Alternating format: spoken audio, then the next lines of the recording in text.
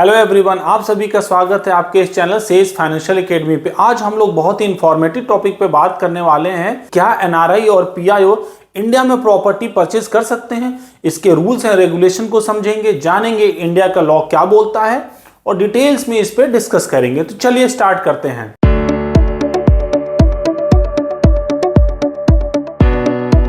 NRI and PIO India में property खरीद सकते हैं कि नहीं, इसको जानने से पहले हम लोग ये डिस्कस करते हैं कि एनआरआई और पीआईओ कहलाते क्या हैं। बहुत सारे अपने से लोगों को नहीं पता होगा एनआरआई पीआईओ, तो हम लोग आज बहुत ही इजी वे में डिस्कस करते हैं। तो सबसे पहले देखते हैं कि एनआरआई कौन कहलाता है। तो एनआरआई मतलब नाम से ही आप समझ सकते हैं, नॉन रेजिडेंट इंडियन, मतलब वो इंडिया का सिटीजन जो इंडिया में नहीं रहता, मतलब नॉन रेजिडेंट इंडियन। इंडिया का तो सिटीजन है बट इंडिया में नहीं रहता, वो एनआरआई कहलाता है। ऐसे एज पर लॉ इंडिया में दो लॉ हैं जो डिफाइन करते हैं एनआरआई को, डेफिनेशन को। तो कौन कौन सी लॉ है? तो पहला है फॉरेन एक्सचेंज मैनेजमेंट एक्ट, एक लॉ है जिसको बोलते हैं FEMA, foreign exchange management act, और दूसरा जो लॉ है उसको बोलते हैं इनकम टैक्स एक्ट। ठीक है, इनकम टैक्स की लॉ क्या बोलता है और फेमा के लॉ क्या बोलता है, कैसे डिफाइन करते हैं एनआरआई के डेफिनेशन को। तो एज पर फेमा कोई भी पर्सन जो इंडिया का सिटीजन है, इंडिया का पासपोर्ट कैरी करता है, वो किसी दूसरी कंट्री में अगर रह रहा है तो वो एनआरआई कहलाएगा। मतलब इंडिया से बाहर रह रहा है तो वो एनआरआई कहलाएगा अगर इंडिया का सिटीजन। बट एज पर इनकम टैक्स कोई भी पर्सन जो इंडिया का सिटीजन है अगर दूसरी कंट्री में किसी फाइनेंशियल ईयर में 182 दिन 182 डेज या उससे ज्यादा टाइम के लिए बाहर रहा है, तब जाके वो एनआरआई का स्टेटस कहलाएगा। तो ये स्पेसिफिकली बोलता है 182 प्लस डेज के लिए अगर आउटसाइड इंडिया रहा है तभी वो एनआरआई कहलाएगा। आप में से बहुत सारे लोग कंफ्यूज हो रहे हैं कि ये दो लॉ क्यों है। तो एनआरआई के लिए क्या डिफाइन करता है फेमा और क्या इनकम टैक्स, इसको भी हम लोग क्विकली समझते हैं। तो फेमा जो है फॉरेन एक्सचेंज मैनेजमेंट एक्ट, ये बनाया गया है कि कोई भी फॉरेन एक्सचेंज पैसा बाहर से इंडिया में आ रहा हो या इंडिया से बाहर जा रहा हो, उन सारी चीजों के रूल्स एंड रेगुलेशंस को गवर्न करता है फॉरेन एक्सचेंज मैनेजमेंट एक्ट फीमा। जैसे आप इंडिया में इन्वेस्टमेंट कर रहे हो, इंडिया में अकाउंट्स खोल रहे हो या इंडिया से बाहर पैसे भेज रहे हो, तो सारे रूल्स एंड रेगुलेशन गवर्न करता है फीमा। और इनकम टैक्स जो है, अगर कोई पर्सन इंडिया में इनकम अर्न करता है तो उसकी जो टैक्स लायबिलिटी है उसको इवैल्यूएट करता है इनकम टैक्स। तो यहां पे जैसे कोई एनआरआई है, अगर वो इंडिया से बाहर रह रहा है और उसकी इंडिया की कोई इनकम है तो उसको इवैल्यूएट करता है उसके स्टेटस के अकॉर्डिंगली इनकम टैक्स एक्ट। तो अभी हम लोग एनआरआई के बारे में डिस्कस किए, अब हम लोग पीआईओ के बारे में भी डिस्कस करें। पीआईओ का मतलब क्या होता है? Person of Indian origin. यहां पे ध्यान देने की बात यह है कि एनआरआई में क्या था, वो पर्सन इंडिया का सिटीजन था बट वो उस टाइम बाहर रह रहा है। यहां पीआईओ का मतलब यह गया, जो पर्सन है वो अब इंडिया का सिटीजन नहीं है, इंडिया के बाहर रह रहा है, बट वो कहीं ना कहीं इंडिया से कनेक्टेड है, मतलब या इंडिया का ओरिजिन है या उसकी फैमिली इंडिया की ओरिजिन रही है, इंडिया से बिलोंग करती है। तो कहने का मतलब कोई भी फॉरेन सिटीजन जो पहले इंडिया का रहने वाला था, वो उसके एंसेस्टर्स इंडिया के रहने वाले थे, वो पीआईओ कहलाता है। अब हम लोग समझते हैं कि एनआरआई या पीआईओ जो है वो कौन कौन से प्रॉपर्टी खरीद सकते हैं और क्या उनके लिए लॉ बनाया गया है। एनआरआई और पीआईओ जो है वो प्रॉपर्टी खरीद सकते हैं। क्या रूल्स बोलता है? तो सबसे पहला रूल्स बोलता है कि वो कोई भी प्रॉपर्टी खरीद सकते हैं एक्सेप्ट, ध्यान देने की बात यह है, एक्सेप्ट एग्रीलैंड, ठीक है, दूसरा प्लांटेशन से रिलेटेड लैंड,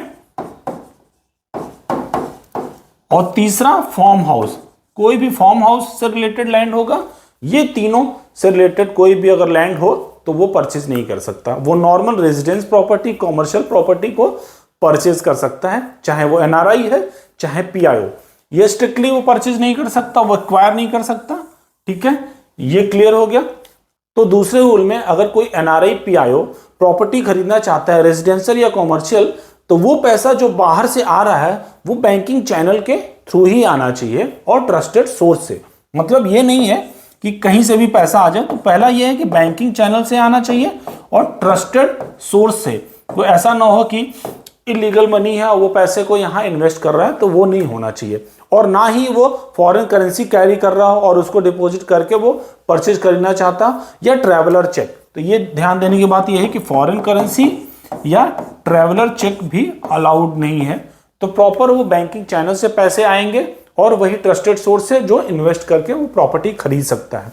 अगर वो मान लीजिए एनआरआई पीआईओ इंडिया में भी अकाउंट रखता है, उसके इंडिया अकाउंट में पैसे हैं, एनआरओ अकाउंट जो भी अकाउंट है, उस अकाउंट से भी वो प्रॉपर्टी खरीद सकते हैं, कोई इशू नहीं है। बट वो जो प्रॉपर्टी हो एग्री प्लांटेशन या फार्म हाउस से रिलेटेड नहीं होनी चाहिए। ये क्लियर हो गया। तीसरे पॉइंट की बात करते हैं। अगर कोई एनआरआई पीआईओ उसको कोई रिलेटिव है या कोई फैमिली मेंबर है उसको गिफ्ट कर सकता है प्रॉपर्टी, वो भी उसको एक्वायर कर सकता है, गिफ्ट में भी ले सकता है। इनहेरेंट प्रॉपर्टी है वो भी उसको मिल सकती है, बट वो प्रॉपर्टी जो है वो एग्री प्लांटेशन से रिलेटेड और फार्म हाउस से रिलेटेड नहीं होने चाहिए। अगर ये रिलेटेड प्रॉपर्टी है तो वो उसको गिफ्ट नहीं की जा सकती हैं। तो गिफ्ट के लिए भी उसको रेजिडेंशियल या कॉमर्शियल प्रॉपर्टी मिल सकती हैं।